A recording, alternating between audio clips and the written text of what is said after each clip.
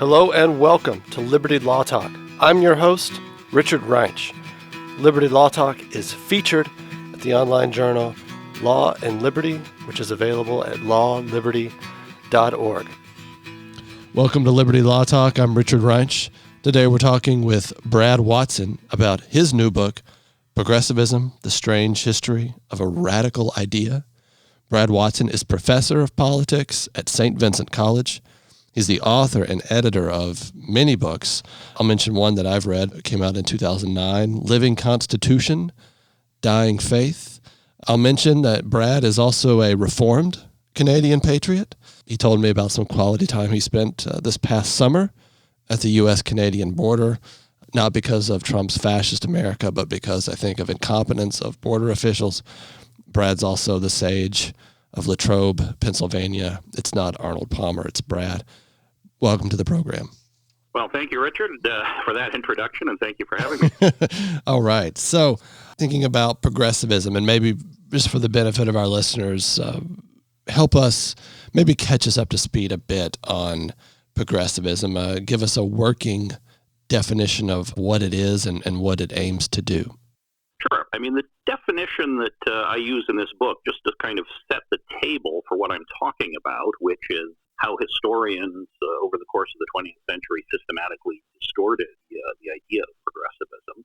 Progressivism, as I define it, is the idea that the principled American constitutionalism of fixed natural rights and limited and dispersed powers has to be overturned and replaced by an organic evolutionary model of the Constitution that facilitates the authority of experts dedicated to the expansion of the public sphere, the expansion of political control, and especially at the national level. So the progressives in the late part of the 19th century, early part of the 20th century, were very, very suspicious of the founders' constitution as limiting the power of the state to do all the things that progressives want to do. And so the story of my book is really the story of, the academic biases and blind spots of professional academics, especially historians, who simply do not tell this story either honestly or completely. They make this what I claim is a radical progressive idea, hostility to the founders' constitution. They try to domesticate it and make it non-threatening. And therefore, I think forward to this book, friend Charles Kessler says, liberalism has never really had an honest conversation with itself about this because the liberal historians who defined the progressive sort of narratives in the 20th century didn't really come clean. And sometimes I think they were willfully blind to these things and sometimes, sort of inadvertently blind because they were part of the very phenomenon you're describing. Where do the ideas, what composes progressivism? The critique you present, I think, is well known, or that they are at odds with the American founding, with the limited Constitution. But what are they drawing from? Where are they getting this? Yeah, the progressives in the early going drew from a number of kind of intellectual currents that were floating around, really in America and in Europe to a certain extent, sort of almost immediately after the age of Lincoln. So I trace the origins of progressivism to two or three distinct strains of thought, but sort of related strains of thought. One is social Darwinism. With the publication of Darwin's Origin of Species, Darwinian concepts were just in the water, as it were, among the intellectual classes. And Darwinism, of course, insists that evolution, change, growth is sort of always and everywhere good, a sign of strength, and stasis or fixity, including the fixity of the founders' natural rights constitution, will get in the way of necessary organic evolutionary growth. And overlaid on top of that, where was the philosophy of pragmatism, which was really, it's a distinctly American philosophy. If there is a philosophy that owes its origins to Americans, it's probably pragmatism, which suggests that experimental methods and means are likely to improve the situation. Anything that gets in the way of sort of constant experimentation, again, in a fixed constitution, does that to a certain degree in the political sphere. Anything that gets in the way of that kind of experimentation is going to be dangerous. And then finally, some American progressives are influenced by the categories of German idealism, Hegelianism, the kind of worship of the state, the confidence that history is moving toward never sort of concentrated rational state, and we shouldn't get in the way of that inexorable and inevitable movement. All of these things cut against, the old founders' constitution view that, certain things are fixed. The Constitution fixes the metes and bounds of our common life together, and the way we affect change is through the consent of a Republican people. The progressives always want to displace the consent of informed people with purported expertise, right? The people who understand the dynamic of history, the people in the tweed jackets who sit around academic offices and government offices who really understand where history is going. So social Darwinism, pragmatism, and German idealism together form a potent intellectual cocktail which morphs into, by the early 20th century, into what we have come to see as intellectual progressivism, and eventually that, of course, the father of modern liberalism, New Deal liberalism, Great Society liberalism, liberalism with today. Thinking about progressivism, and I want to get more into your book on how the historians and other academics have told the history of progressivism. Yeah. But you would be a part of the notion that progressivism is a foreign import to these shores, Germany being a primary place where it starts. And American academics go to German universities and learn things, and those ideas are then brought back to American universities, most notably Johns Hopkins, the University of Wisconsin. Right, Hopkins. Yeah. Hopkins, Wisconsin. I talk about these places a little bit in my book and some of the people who were there. In terms of it being a kind of foreign import to American shores, yes and no. I mean, there are certainly strains of, as I say, Hegelianism, urban idealism among some of the progressives. But others, I would say, are picking up on more what I would characterize as indigenously American intellectual phenomena, such as pragmatism and social Darwinism. In some ways, social Darwinism had its most prominent adherents in the late 19th century in the United States. So it's not, you can't simply ascribe it to a kind of foreign virus infecting America or something like that. The German invasion. The German invasion, right. I don't want to overstate the German invasion. I know some people broadly on my side of things want to attribute all of this progressive phenomenon to the German invasion. But there's a good deal of, I think, indigenous roots to this, too. Americans who are thinking in decidedly American terms about overcoming the natural rights republic to which they might have been heirs. On this point of the German invasion, I guess I asked that question because I agree with you. I think there's a lot of indigenous, there's an indigenous part of this. And there's also Americans rioting much sooner than the last quarter of the 19th century. I mean, one that sticks out in my mind is Orestes Bronson, who was a major public figure, writer in the 19th century in America, who in the 1820s in the 1830s is sort of channeling a lot of liberation theology, a lot of humanism. He's a disciple of Comte at one point in his career. And I think, broadly articulates a progressive approach, a very muscular progressive approach to government, and sort of a rejection in his writings of how American government is understood at that time, and the way he interprets the Declaration of Independence as being not necessarily about natural rights, but about some sort of broad humanitarian emancipation. So I agree with you there. I'm thinking the ideas do seem to come together in a very powerful way, though, with academics learning from Germans. And so here's my question. Why have they been, or maybe I don't know if you agree with this, they seem to have been very successful in the academy, in American universities in the 20th century, and very successful politically. Not yet having remade our Constitution into their image, but at times it seems getting closer and closer and closer. Yes. The academy, I think we all know, has long been dominated by what many of us would call sort of liberals or even radicals in some cases. But the origins of key modern American academic disciplines. I'm thinking now about political science. I'm a political scientist. I'm thinking also about history, and in this book, I'm dealing mostly with the historians. They like to say I'm not a historian, but I play one for purposes of this book. I'm really dissecting and deconstructing the sort of liberal or progressive historian's approach to things. These disciplines were really invented, the modern American Political Science Association, American Historical Association.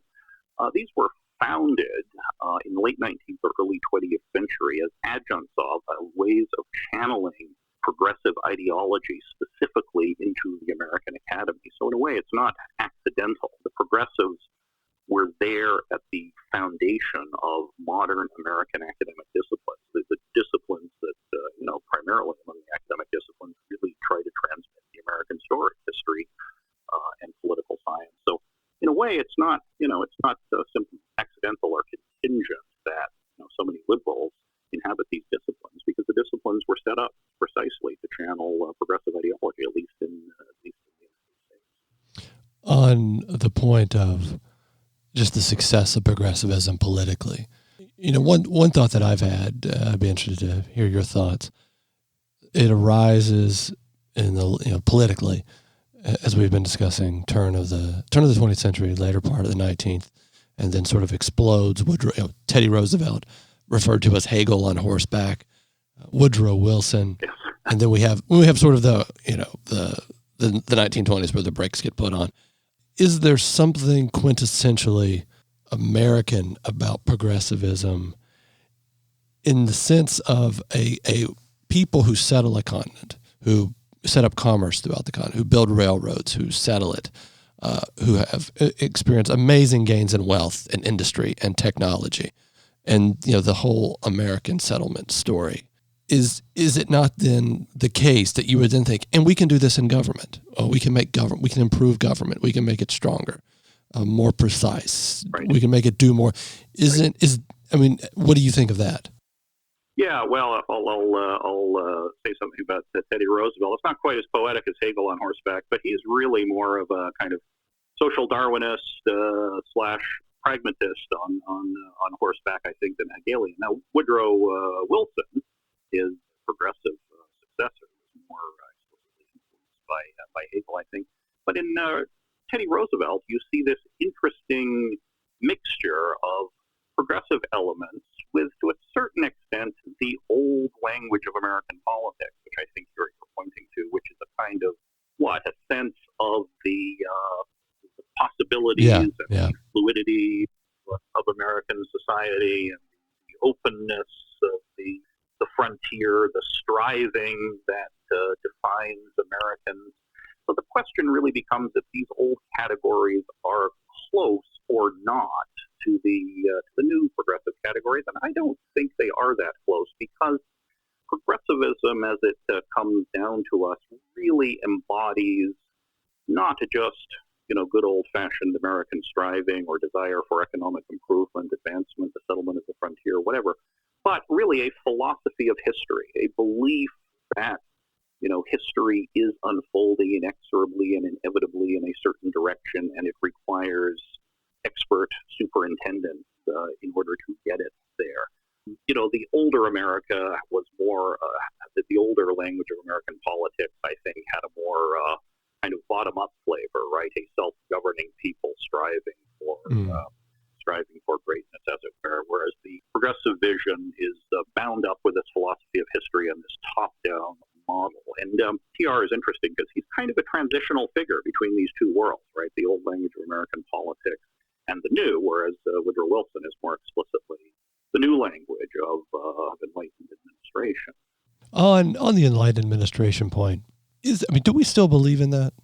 We have this sort of inertia of massive bureaucracy and administration, and we have, as I ask you that question, no small amount of ink is spilled on, including at Law and Liberty, on the decline of self-government, the decline of Congress, and yet, do Americans really believe in rule by experts or the best and the brightest? Isn't that a point of mockery now? Is that aspect of progressivism still alive? Yeah, this is very interesting. functionally, of course, we're stuck with this legacy of progressivism. But one of the interesting things about the United States, I think, compared to, frankly, most other advanced liberal democracies, which I'm aware, I'm originally a native of Canada, as you've mentioned, and it seems to me there is less resistance among the people in most advanced liberal democracies to this, idea of expert rule, top-down rule. They're more complacent with it. Americans are less complacent. So that raises the question, what accounts for our at least residual distrust of expertise, I think at least relative to other countries? And I think part of the answer to that is simply the enduring power of the American founders, right? The enduring power of the founders' Constitution, the enduring power of Republican ideas, the enduring power of sort of American imagery linked to the founders through Civil War, Abraham Lincoln, notions of a self-governing people who take responsibility for their own affairs. I think, whether America has become a fully progressive nation, it kind of depends, I think, on where you're coming from. I mean, if when I first moved to the United States, I used to say to some of my lamenting conservative friends who always think the American cup is half empty. Coming from Canada, I think it's half full, right? Americans are not quite as comfortable with this model of top-down government as some other people are. So there's a battle for the American soul, I think, still going on. In broad terms, you can describe it as the founders' America versus progressive America. We've moved a lot in the direction of progressive America. It toward a vision of expert rule, but we're not fully there yet. There's a lot of Americans who still resent it or are still willing to fight against it. To some extent, I think the Trump phenomenon is a reflection of this, right? The peasants are out and they have their pitchforks, and they're as mad as hell, and they're not going to take it anymore, even if it's a little bit inchoate in some instances. It's there. It runs through and through, I think, American politics, and always has. Although, increasingly we're told by our betters that we have to, behave ourselves, and in some respects, our betters are now on the Supreme Court, and we just have to accept whatever these experts hand down to us. A lot of Americans still don't buy it, so it's a complicated question. Yeah, no, and a part of that too, I think, is the institutions progressives have built increasingly don't look so lovely. And don't seem to have, they're not working very well. They don't seem to have, inspiration, imagination, hold on people, particularly in higher education. I think a lot about, you're obviously invested in greatly. Mm-hmm. And even if we think about the most progressive states in this country, the moving van test, which way are the moving vans pointed? They're pointed towards the benighted, conservative red states. That's where most economic growth and population growth is happening in this country, including for our left-wing millennials. They're moving to these states also to find a job. So, I think that's all should be said. Now, tell the story or help us understand how academics wrote about the progressive emergence. Yeah, okay. I'm looking, as I said, mostly at historians in this book. Historians became the, and some of the bigwig historians that many people would be at least passingly familiar with, the Richard Hofstadters, the Arthur Schlesinger Jr.'s, people like that, bigwig historians of the 20th century, but many lesser lights too, how they told the story of American progressivism. And pretty much systematically, I conclude, after going through them all in this book, they downplay the hostility to the founders' Constitution that the early progressives exhibited, or the Constitution is simply absent in some cases in their story. It seemed to be a quaintly irrelevant anachronism. They also downplay the kind of fervid secular millenarianism, if you will, of the early progressives. Some of the early progressives were actually Christians, but they pointed Christianity toward social justice, the social justice, as we would now call it, sort of immediate economic concerns, And, to the extent that in some of the early progressive theologians on the Protestant side, people like Walter Rauschenbusch, who I must talk about, and on the Catholic side, people like Father John Ryan, it's almost as if traditional Christianity or Christianity concerned with, individual sin and salvation is replaced entirely by social Christianity. That is to say, a Christianity that's concerned about economic policy in many cases, right?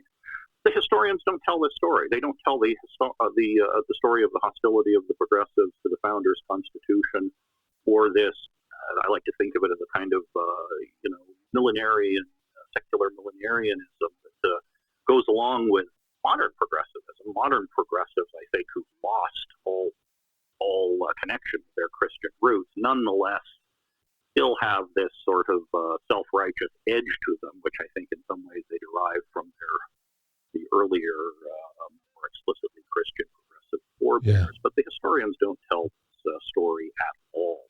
Progressivism is kind of hollowed out. It's told as a phenomenon that's somehow organically compatible with American political categories, right? And for some of the reasons that we've already discussed. I mean, America, they're telling at least, has always been a kind of progressive nation. There's nothing to see here or move along. The progressives just tried some social reforms. Some of them succeeded, some of them failed.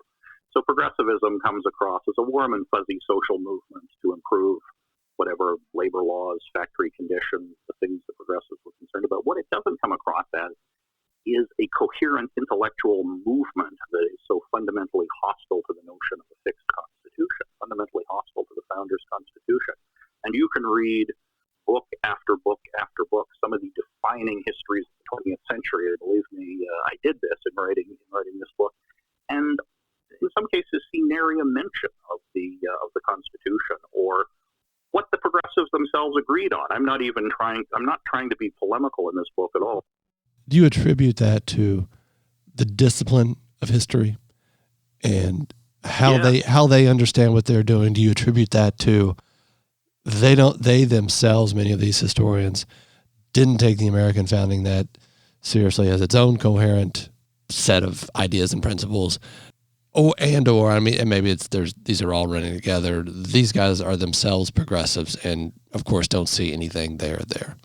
Yeah, a little bit of both. I mean, I open the book with the notion of confirmation bias, as I call it. That is the tendency of investigators to seek and elevate those things which confirm their pre-existing hypotheses. I mean, modern psychology confirms that this is a real thing, and I suggest that professional academics, especially historians who are nominally dedicated to objectivity, haven't proved immune to confirmation bias or professional deformation, if you will, in their attempt to transmit the progressive idea. Right? They are themselves progressives. They share key progressive assumptions about the inevitability of historical progress, the desirability of expert rule, the suspicion of the peasants with pitchforks, the ordinary people of America. And so when they're looking at and purporting to describe as historians, professional historians, the progressive phenomenon, they just see it as American as apple pie. They think so. And so it's partly the fact they are progressive. It's also partly, as I suggested earlier, baked into the cake of the American historical profession. The formative orthodoxy of the early historians with the formation of professional associations, the AHA, with this belief in scientific history. That is to say, evolutionary categories, right? Darwinian categories, the suspicion of transcendental principles. So they have a suspicion of skepticism of fixed truth. And I'm talking about discipline-wide now, right, with the foundation of the modern historical profession, faith in progress. And that ideas are epiphenomenal to social historical forces, right? And you see, and ideas are also relative or fixed to their time and place, to specific groups and people, and so there really aren't ideas. Absolutely. Yeah. So and do you? The historians. Yeah. No. Go ahead, historical profession. Yeah, it tends to like most of the intellectual classes of their day, emphasized the utility of statism, the chimerical status of natural rights in the face of what? Well, Darwinian and pragmatic criticisms, especially the anachronistic nature of a constitution that is rooted in natural rights, rights that don't change with time. So both the historical profession and individual historians are thoroughly infected with these ideas. So when they look at the progressive phenomenon, they see themselves reflected, right? They see nothing hostile to the American Constitution. Do you see this primarily? I mean, mid-century academics, and one, when one can also see, that they themselves, Richard Hofstadter, which you open the book with a long quotation from him where he, basically calls himself a man of the progressive wing, writing about progressives. So they themselves certainly don't want to highlight and just don't see any dramatic change here between their ideas and the founding and all of that. Does that hold true though with the new left scholars? Does that hold true as we move into the end of the getting into the beginning of the 21st century? To the extent there's scholarship on progressivism, it seems to me they now want to play it up.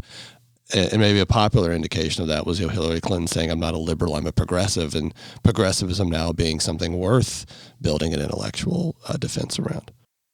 Right, that's a good question. I move chronologically in this book, sort of following the historical accountings of progressivism from the 1940s through the 1950s, then through the 60s and 70s, and the original New Left scholars, or those who were originally associated with that term, came on the scene in the 1960s. People like Appleby Williams, Gabriel Kalko, who wrote major studies of American history, and they were operating in kind of neo or quasi-Marxist categories. And like the more consensus historians like Hofstadter and Schlesinger, they also claimed that progressivism was of a piece with the American historical tradition.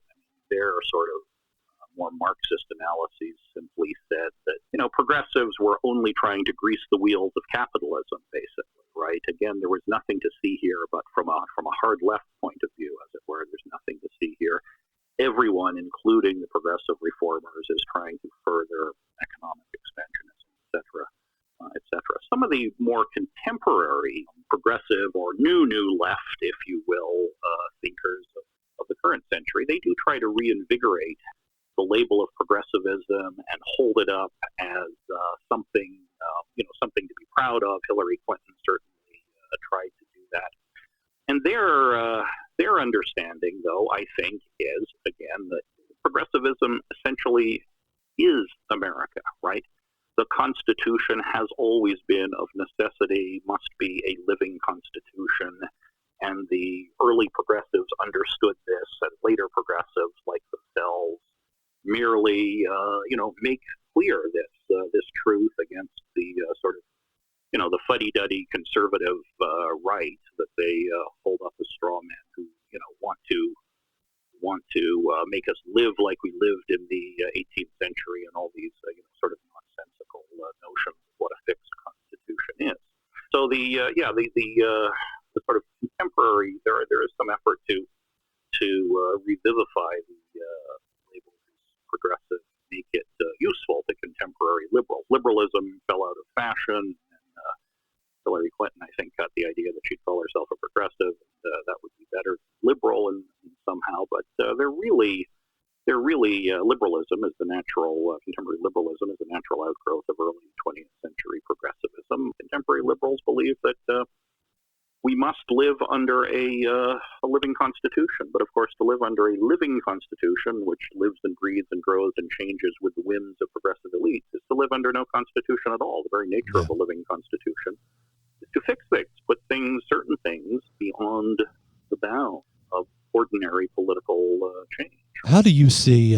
Let me go in a different direction a little bit, but still kind of staying with the academy and the intellectuals.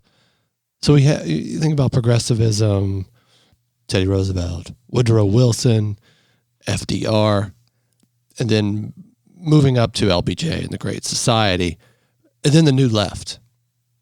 And I guess I want to try and see or think about the connections there, because and also academic connections, because clearly that will remake the American Academy in a major way.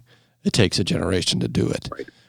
But there's the connections, though, have to be with the earlier progressivism. How do you see, or am I wrong, or how do you see that happening? Yeah, so I mean, as we were discussing earlier, in many of the most important disciplines in the humanities and social sciences, at least in American university, you see the disciplines themselves oriented toward the progressive project from the get-go. Obviously, hiring over the last, oh my gosh, I'm tempted to say 100 years in the American Academy, but at least over the last 50 years has been, very much hiring from the left, by people in the disciplines that I'm most familiar with, things like political science, history, sociology, law, yeah, and sociology. Believers in what? Growth, change, often evolutionary growth, pragmatic experimentation, the rejection of transcendent truth. And in this sense, there is a broad compatibility of the direction of the contemporary American Academy with progressive, early 20th century progressive premises. I mean, the idea that, for example, within political science, that you would want to teach the Constitution as a fixed document embodying the truths of nature and nature's God is really, really weird in most places, right? And I teach at a fairly traditional, liberal arts college, but when you get students out of high school, it is simply the belief that the Constitution, changes, evolves, grows with the times. It's like mother's milk. I mean, everybody, to the extent they've thought about it at all, believes this is obviously the case. You have to kind of spend some time explaining what a constitution is, what a written constitution is and what it isn't. And if we're going to have change, as obviously we are, then we should have that through consensual Republican mechanisms, legislation, not through pretending the Constitution guarantees every right, fashionable preference of the day. And but now this is everywhere. It's in the high schools, it's in higher education, and you can blame a lot of this, I think, frankly, on the progressives, on early 20th century progressivism. I mean, there are a million people to blame here, but certainly the progressive intellectual movement has played a big role in defining the academic disciplines, which in turn, defined what high school teachers have been taught, what people through and through educational circles have been taught. So, there's a really big story to be told. You make an interesting observation in the introduction that the rise of progressivism, paradoxically, even though they are always claiming to be exalting the individual, diminishes the realm of the private and diminishes the conscience. And I wanted to talk about that, and I wanted to think about, you spend a lot of time talking about religion, mainly, what has come to be called mainline Protestantism, but also Catholicism to a certain extent, as in a way, and I don't know if this holds true with Catholicism and the period, but definitely with Protestantism, a falling away, or I think it starts in the seminaries, a dismissal of traditional, what would be thought of as orthodox doctrines of Christianity. Dismissing those, that's not really the point of Christianity. It becomes something else, more imminent, more involved with things of the city, of equality, of distribution of wealth, things like that. Yeah. And so you have, but that filters out. It goes in the seminary. It then goes with those students as they go out in the pulpits. You've got the leading voices of Protestantism saying this, and then you get sort of that great split in Protestantism in the 20th century, in the early 20th century in America, where you have more conservative churches form, and they're much smaller, and they don't have nearly the cultural influence. And just sort of drawing a line with that quotation, that observation, like the diminishment of the realm of conscience. It's almost like it's the evacuation that there's any ground or metaphysical substance or good to freedom or to human action. Yeah. That in Americans don't really articulate it like that, but I guess more and more I tend to think it's what happens in Protestantism in the 19th century in America that really starts to shape the American mind. And then, of course, now we have the complete loss of mainline Protestantism in America, basically, certainly as a contributor to public discussion. And then you think about what's left, and you have really, a diminished Christianity. So I was just going to make that observation, see what you make of it. Yeah, I think the early Christian progressives, Rauschenbusch, Father John Ryan, as I mentioned, they really lay the groundwork for the kind of nowadays explicitly secular, but frankly, very self-righteous, elite progressivism of today, which speaks in moralistic terms minus God, right? So as I like to say, the early Christian progressives, seem to believe when the fullness of time was come, God sent the administrative state. Yeah, that was a great line. And you quote Teddy Roosevelt, of which I had not seen that quote in quite a while. We let us battle for the Lord, as in the day of Armageddon, something like that. Yeah, that's that powerful language ran through and through progressive political gatherings. And, but it's inverted. It's inverted, though. The symbols of Christianity are being inverted. Yeah. Yeah, let me address your question this way.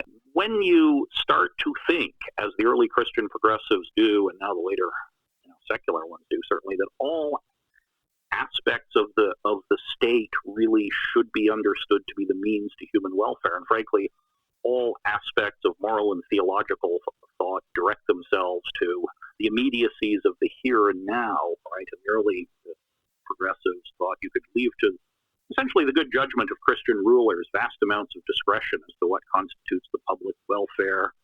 The main thing you have to overcome are people's attachments to the right to property and things like that, and talk about the social good. The purposes of government come to be seen in very broad terms, right? Furtherance of general welfare in the light of God's purposes. So what happens? Well, any notion of natural rights or fixed rights, including property rights, have to be done away with. Natural rights are seen as less natural, less fixed, less protective of the irreducible spheres of human thought and activity, certainly than would have been acceptable to America's founders. Progressive theorists embrace this notion that you get material and spiritual fulfillment through the good graces of the state, essentially. And so the idea of an organic political whole which makes us whole, right, which solves all human problems in the here and now. So you get some, extraordinary statements from these early, Christian progressives about how, Jesus was misinterpreted when he said the kingdom was not of this world. The kingdom really is of this world. I mean, you actually find Walter Rauschenbusch saying this, right?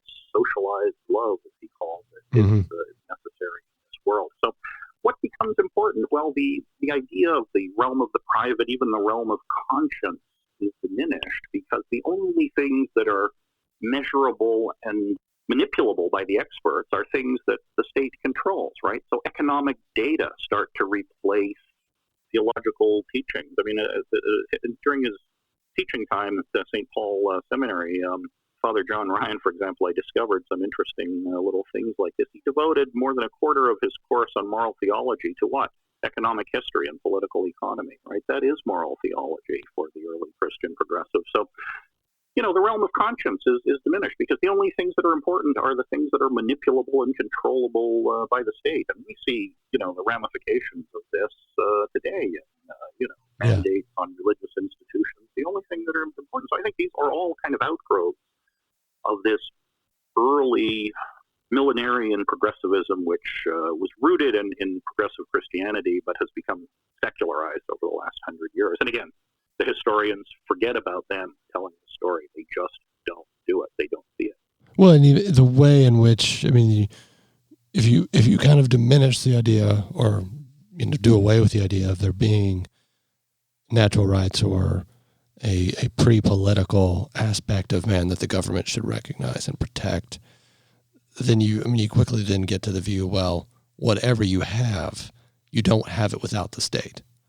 And so you quickly then you reintroduce sort of almost like a feudalistic notion of being a subject. Of course, famously expressed by Barack Obama, you didn't build that. I mean, that's a Yes, core yeah. progressive notion, right? That your wealth was made possible by the state, building the roads, educating your workers, all of this, and refusing to see any value add from capital or entrepreneurialism or skill or daring or courage of someone starting a business. That doesn't really matter. So you can see it even in that expression as well. The diminishment of conscience also, right? If everything is evolving, obviously nothing's fixed. You've kind of talked about that. So I guess my question for you now, in thinking about progressivism in 2020, I mean, in many respects, we're sort of dealing with, though, a metastasizing problem. I mean, we kind of said Americans no longer believe in rule by experts. But the goals, I think, for the descendants of progressivism are now to completely wipe away any veneration for the founding, any notion of a core American nation culture. There is, Samuel Huntington sort of touched on this in his last book, Who Are We? That in a sense, the promotion now is to sort of destabilize America as having any sort of coherent identity and goodness. Yeah, I think that's right. And if you think about there's a parallelism between the early progressives and contemporary progressives or postmodern liberals, whatever you want to call them. I mean, the early progressives saw the Founders' Constitution and the older notion of Christianity as standing in the way of economic reform and political reform. So you have to overcome these things to move history to the next stage, which was largely understood in kind of economic policy terms. The contemporary progressives or the postmodern progressives are doing the same thing, right? The Founders' Constitution and certainly older notions of Christianity stand in the way of what? Cultural reform, right? Cultural reformation. So economic radicalism or economic growth has now been replaced with cultural radicalism or cultural growth and evolution toward the next stage. But it's interesting how progressives of 100 years ago and progressives today both see the Founders' Constitution as getting in the way of this, which is why so much effort is expended by contemporary liberals, especially in the academy, trying to destabilize, right? Trying to undermine people's confidence in their political institutions, trying simply to, dismiss the Founders. The 1619 Project. Yeah, the 1619 Project. I mean, the proximate goals, you might say, are different. One to affect economic and political change, the other to affect radical cultural change. But they both groups see from a spread 100 years apart from each other, both groups see that the Founders' Constitution gets in the way of this. The American Founders' political philosophy gets in the way of this. Old-fashioned Christianity gets in the way of these transformations, right? So you have to reconfigure these things. And now, of course, it's liberal Christianity, progressive Christianity says you have to reconfigure old Christian categories, else be deemed a racist or a sexist or a homophobe. In the same way early progressives said you have to reconfigure Christian categories or you're mired in the past in terms of economic and social policy. But they see the same enemies, right? Well, even though their objects have shifted, which shows, again, the power of these things, I think. That is to say, the importance, the defining character of the Founders' Constitution, despite all the assaults against it. Everybody understands all the progressives understand it stands in the way of their radical projects.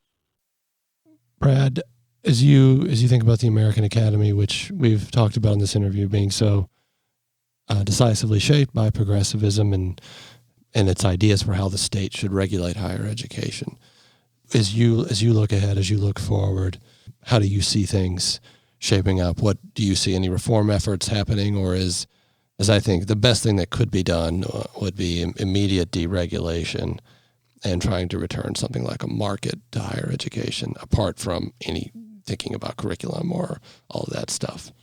Yeah, it's very difficult to know. It's very difficult to know what should be done. One of the things that is being undertaken, of course, people are forming, developing, promoting enclaves within the existing academic structure. Certainly, we've done that at my institution, St. Vincent College, or their Center for Political and Economic Thought, and their politics program, and a number of places within the college where we're trying to reinvigorate the study of serious books, the great books of Western civilization, the great writings of the American political tradition. And these things now exist at all kinds of institutions, large and small, so people are working within the existing framework. But I think it's important, as you suggest, to think outside the existing framework, how to create a market in higher education, given the stranglehold, even if we kind of agree that's a good thing, given the stranglehold